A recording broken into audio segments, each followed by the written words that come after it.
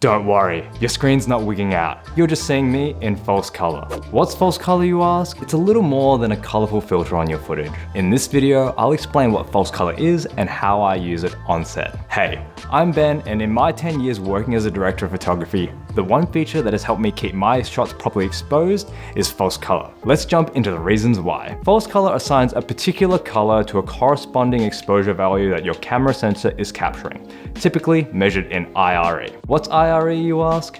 In short, IRE stands for the Institute of Radio Engineers. They invented a scale of exposure which ranges from 0 to 100, 0 being pure black and 100 being pure white. The reason that I like using false color as my go-to exposure assist tool is that I'm a visual person. I find that having a visual representation of where all of the different exposure values are sitting throughout my frame allows me to make better decisions when it comes to lighting. For instance, you're able to tell how the exposure of your talent compares to the background and foreground elements. You're also able to tell very quickly if any important elements in your scene are overexposed, such as skin tones. There are a few different types of false color, the main ones being ARI, Spectrum, and the EL zone. Both ARI and Spectrum use the IRE values as measurements of exposure. The IRE value correlates to a specific color on the associated scale. Recently, a new false color option was developed, and that's the EL zone. Rather than using IRE, the colors on the scale correlate to the number of stops over and under middle gray. As you can see in this image, the ARI false color highlights the important areas of exposure using the following colors.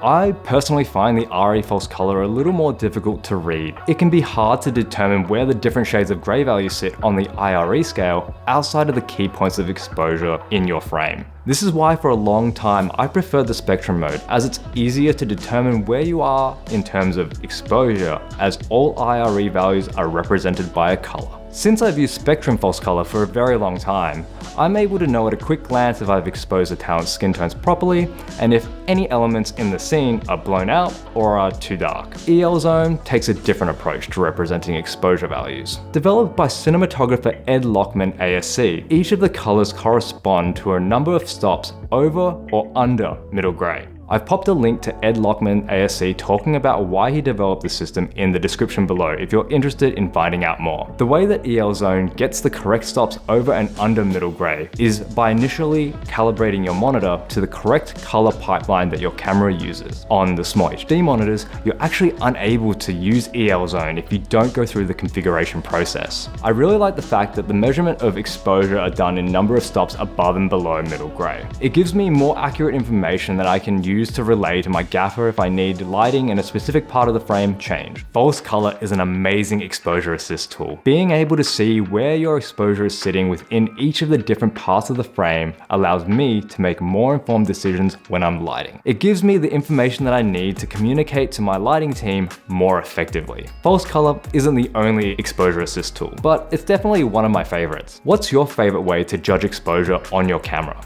I'd love to hear in the comment section below. Thanks for watching, and until next time, don't forget to hit record.